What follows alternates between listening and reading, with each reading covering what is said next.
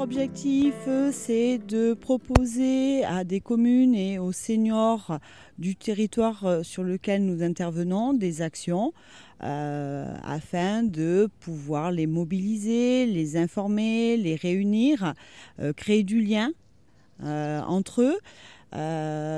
Donc là, actuellement, nous avons cette action qui est partage des savoirs autour du jardin potager, où nous souhaitons vraiment essayer d'amener une information auprès des seniors qui connaissent ou ne connaissent pas le jardinage, mais également c'est aussi un moment d'échange parce que des seniors souvent ils ont l'habitude aussi de travailler dans le jardin et ils ont des petites astuces qui peuvent échanger et avoir une personne aussi, une ressource telle que Naturalien qui intervient lors de ces groupes d'échange et qui a mis en place les conférences. C'est aussi pour nous une manière d'amener aussi peut-être des nouvelles techniques ou de remettre à jour des anciennes techniques de jardinage.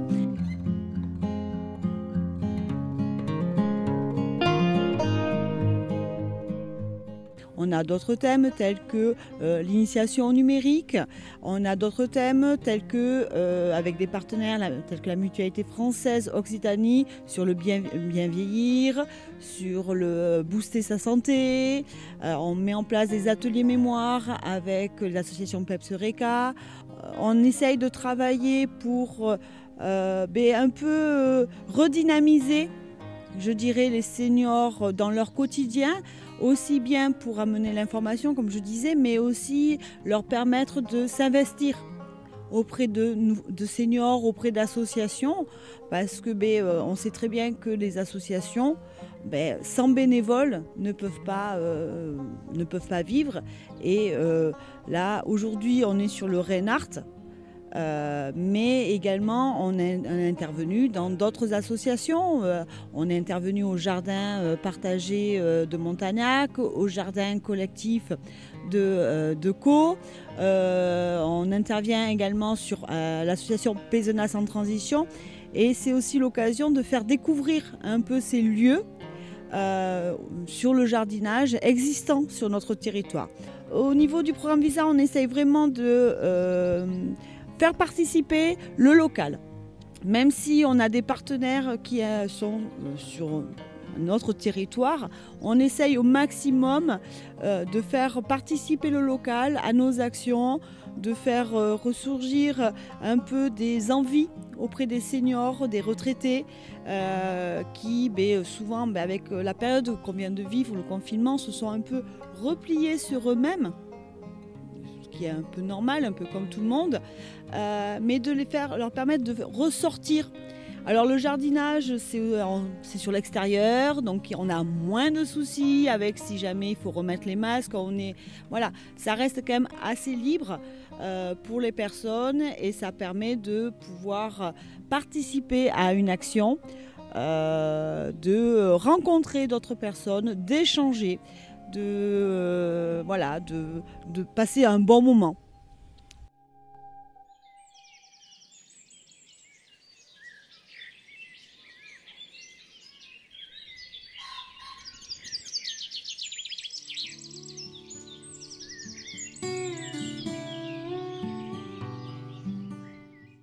Il était une fois une puissante envie d'amitié, de partage et de rire. Une délicieuse envie de revenir aux choses simples et vitales. En fait, un impérieux besoin d'être en lien avec les autres et avec la terre. Or, il se trouve que ce rêve est devenu, par moments du moins, une réalité. 2 conférences et une douzaine d'animations en milieu naturel ont ouvert des horizons à tous ceux qui cherchaient à élargir leur quotidien. Ces temps privilégiés ont permis de réaliser la générosité de la nature.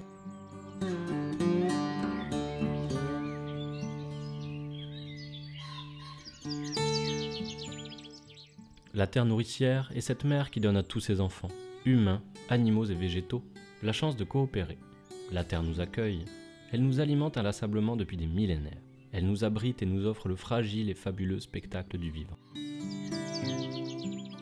Apprendre à observer l'humus, ce trésor vivant prodigieux. Se savoir responsable de la bonne santé de la terre et se sentir heureux de se retrouver dans un jardin partagé, une terre agricole ou une zone naturelle. Que de privilèges!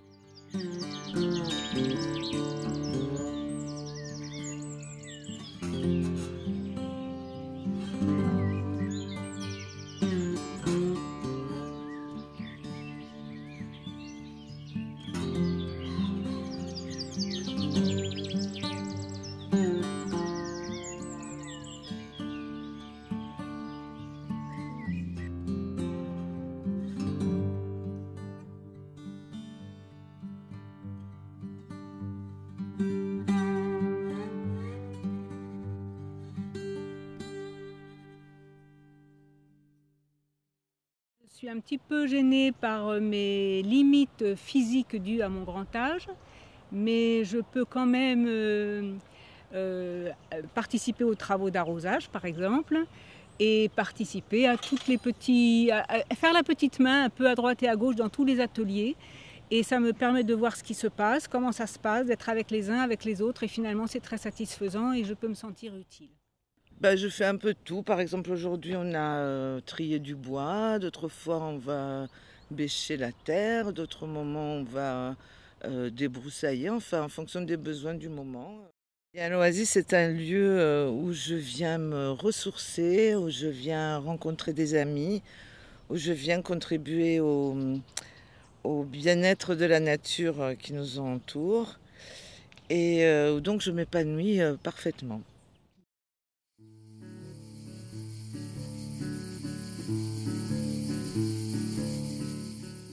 Ce jardin a été créé en 2016 par la commune. Ils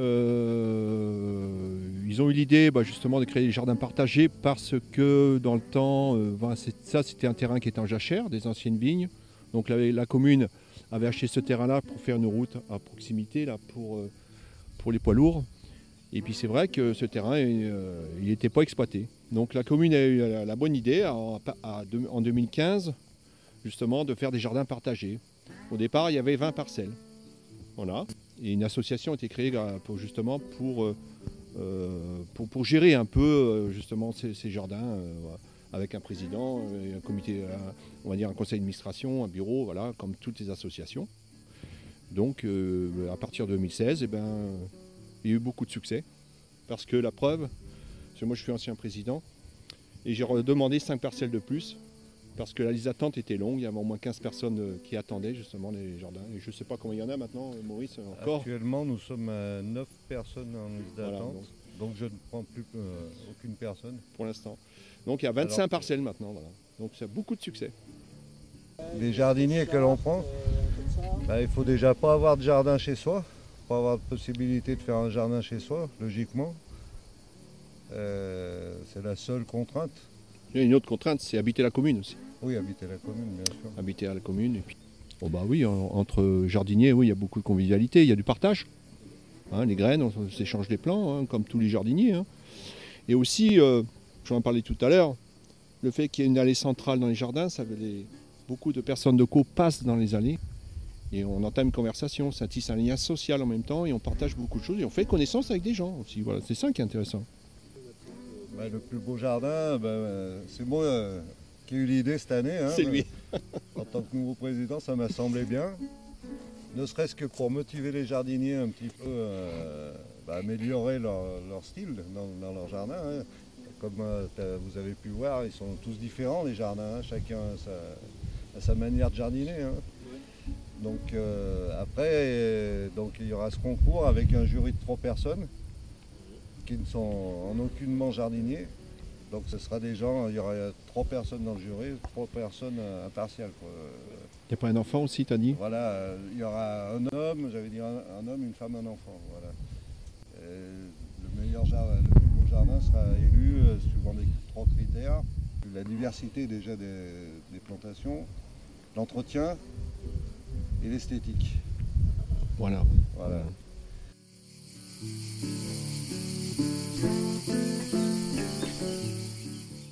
Sympa, non, c'est bien. En plus, vous intervenez et puis on apprend pas mal de choses et on partage aussi.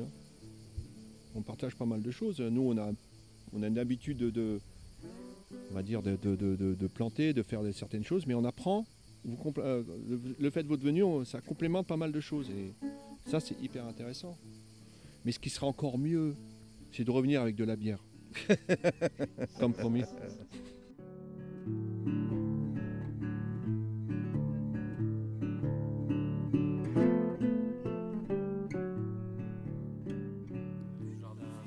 Je crois qu'elle a 4 ans. 4 ans, moi ça fait 3 ans que je suis là. La première année, je n'ai pas participé. 4-5 ans, pas plus. Hein? 2018. Ça fait 4 ans, hein? Voilà. Okay, c'est assez récent. C'est assez récent, oui.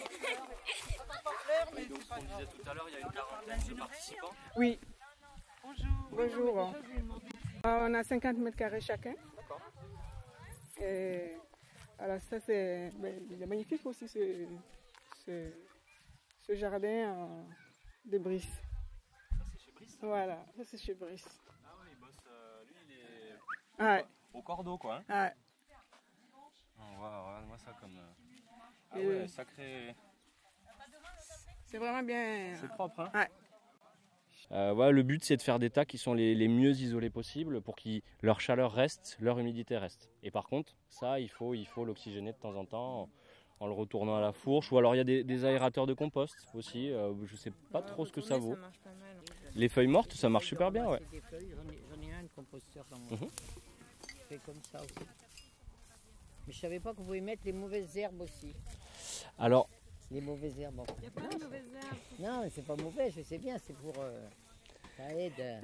Quand ça monte aussi fort en température, la rumeur dit que ça tue beaucoup des graines qui sont dans le tas. Ouais. C'est bizarre. Vous voulez goûter? C'est quoi? Ça se mange. Ah, ce truc-là, moi je m'en sers comme paillage. Carrément. C'est con, ça se mange. Et du coup, ça, c'est une des mauvaises herbes qui se mange. On l'appelle le kénopode. En plus, c'est bien parce que ça n'a pas trop de goût, c'est doux. Ça apporte quoi? Ah bon? Vitamines. Alors au niveau nutritif, je ne saurais pas dire. Ouais. Ça c'est ma petite parcelle. Ça c'est des gombos qui commencent que j'ai amené, qui fait profiter maintenant. Il y a beaucoup maintenant qui le... j'ai vu que les gombos poussaient, fait tous les trucs d'Afrique poussaient. Donc du coup, quand j'ai eu la parcelle, j'ai les maïs. Alors ça c'est ça vient du Mali aussi. Au fait, c'est une plante qui est très, enfin je le vois sur internet, c'est très très bon pour la santé. Ouais.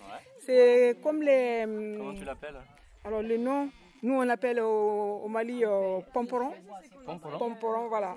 Et poron pour la prononcer. On l'appelle poron, mais en français je ne sais pas quel nom donner. Ah, moi je crois que c'est l'amarante. L'amarante? Ouais. Voilà. Enfin, j'ai vu quelqu'un qui me faisait une sorte de milkshake avec tout broyé, avec d'autres trucs, et que c'était très très bon pour la santé. Ouais. Mais nous au Mali, on récolte les feuilles et on le met dans la sauce de beurre de cacahuète et accompagné avec du riz. Et du coup, j'en avais planté là-bas un petit peu. Enfin, ça part partout chez tout le monde, quoi. Ouais. Voilà.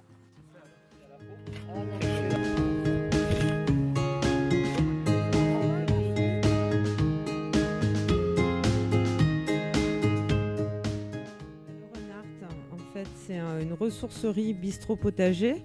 Donc concrètement, c'est un lieu sous forme de coopérative qui est organisé autour de 3 domaines d'activité, à savoir la ressourcerie, donc la vente de biens d'occasion, objectif réemploi, prévention déchets en partenariat avec le SICTOM qui est dans la gouvernance de la coopérative. Le bistrot potager, donc là c'est sûr qu'en fonction de l'évolution du projet, on doit y aller par étapes. Donc c'est d'abord un petit restaurant, pas autant en circuit court que c'était prévu initialement. C'est un horizon vers lequel on tend. Donc l'idée c'est d'avoir le potager qui fournit le restaurant en légumes. C'est un horizon. Et après, on a le 3e pôle, c'est de l'événementiel, l'animation. Donc là, l'idée, c'est d'avoir une offre socio-culturelle qui est complémentaire à ce qui existe déjà sur Pézenas, sur le territoire. Et tout le projet en fait du Renard, il est vraiment pensé à ce niveau-là, c'est-à-dire arriver à remplir des besoins qui ont été identifiés sur le territoire et en complémentarité avec les filières territoriales existantes. C'est un projet qui a été lancé en 2017, en mai 2017, et puis qui a été assez rapide, on va dire, par rapport à toute la palette d'activités qu'il y avait en cours. Et on a acheté notre lieu en 2019 et on a ouvert les portes en mars 2020. Donc le début a été un petit peu chaotique puisque c'était à une semaine du premier confinement. Et aujourd'hui, en 2022, on commence à sortir la tête de l'eau. On est entre 8 et 9 salariés, ça fluctue puisqu'on est entreprise d'insertion, il y a quand même du turnover. C'est l'équivalent de 5 ETP, il y a beaucoup de temps partiel. Et après, on a un vivier d'une vingtaine de bénévoles vraiment actifs, 20-25, ça fluctue. Ça, c'est les réguliers. Et on a aussi une vingtaine de bénévoles qui viennent en soutien sur les événements. On a 2 bénévoles piliers sur l'équipe potager. Christine est sur l'aspect culture et France est sur l'aspect structure, c'est-à-dire qu'elle essaye de travailler justement sur un aménagement permacole du site global. C'est très intéressant tout ce qu'elle propose. Et après, il y a depuis peu, là, il y a 4 à 5 personnes, notamment grâce à vos ateliers jardins, qui sont arrivées. Maintenant, on va avoir une réunion semaine prochaine pour voir un petit peu vers où on va, quoi. De quoi ils ont envie, de quoi on est capable. Voilà, qu'est-ce qu'on peut mettre à disposition en termes de moyens et comment faire ça, encore une fois, sans que ce soit non plus un fardeau pour eux, quoi.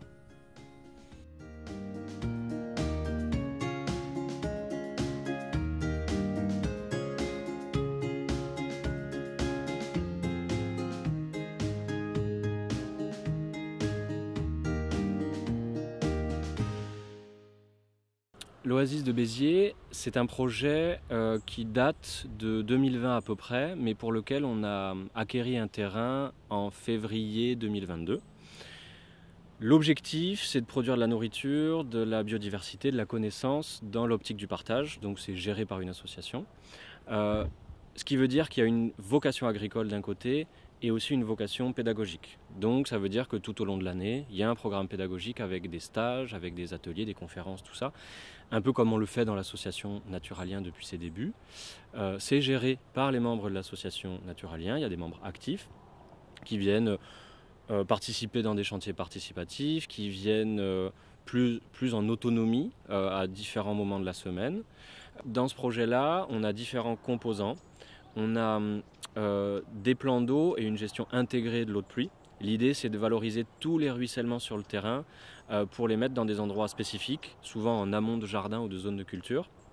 Ça va apporter de la biodiversité d'un côté et ça va servir de réserve d'eau, ni plus ni moins.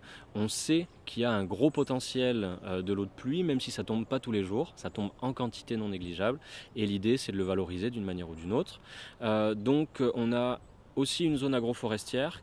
Ce sont des haies, 3 haies parallèles, rigoureusement parallèles, qui ont été implantées selon la topographie. Donc c'est géré en courbe de niveau, de sorte justement que quand il y a des eaux issues du ruissellement par la pluie, ça vienne être bloqué en quelque sorte pour s'infiltrer dans l'eau. C'est planté selon des principes de multi-étagement, c'est-à-dire qu'on va avoir des arbres, entre les arbres des arbustes, entre les arbustes des plantes herbacées vivaces, puis des couvre-sols, etc. Et chacune de ces haies, et étant rigoureusement parallèles et ayant un bon écart entre chaque, ça va nous permettre de éventuellement mécaniser des cultures maraîchères, céréalières, etc. etc. On a aussi des jardins potagers, c'est beaucoup plus classique, mais on le gère aussi selon les principes de la permaculture.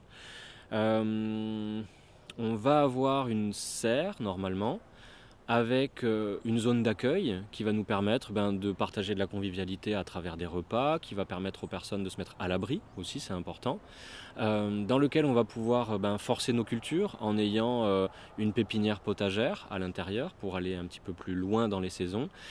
L'idée aussi, ce serait, pourquoi pas, à terme, d'avoir une pépinière basée plus globalement sur l'autonomie alimentaire et sur l'équilibre écologique.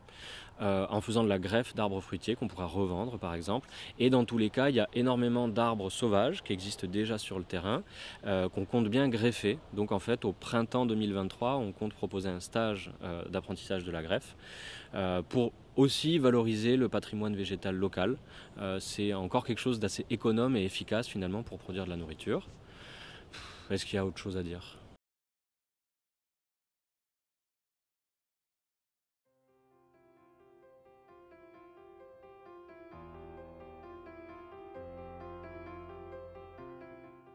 La permaculture est une démarche inspirée de la nature, basée sur une éthique, des principes et une méthodologie, pour concevoir des lieux écologiquement soutenables, socialement équitables et économiquement viables. Cette démarche repose sur 3 principes éthiques: prendre soin de la terre, prendre soin des humains, créer et partager équitablement des surplus. Ces 3 piliers ne peuvent être pris séparément. C'est en cela que réside un développement durable authentique.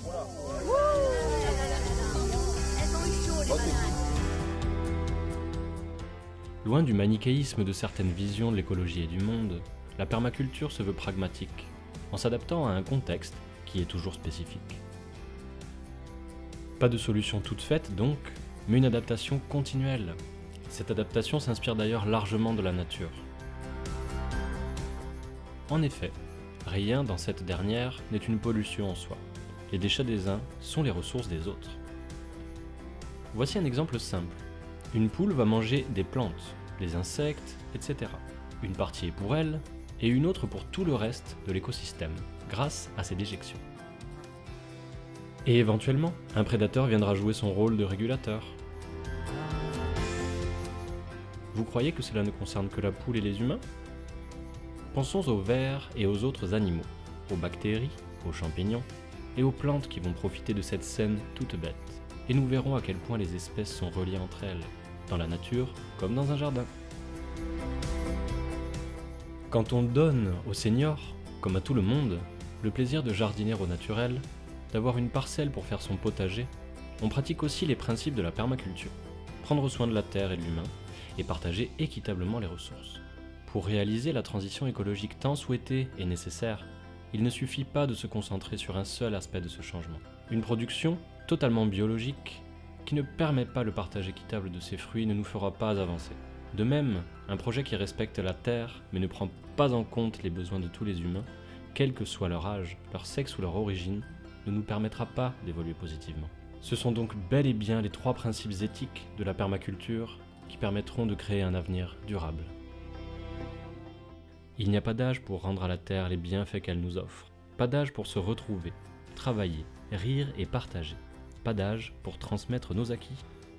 Assister à un exposé sur la meilleure façon de cultiver un jardin, participer à des ateliers et des actions ciblées sur le terrain pour y découvrir les mécanismes du vivant, c'est déjà un émerveillement.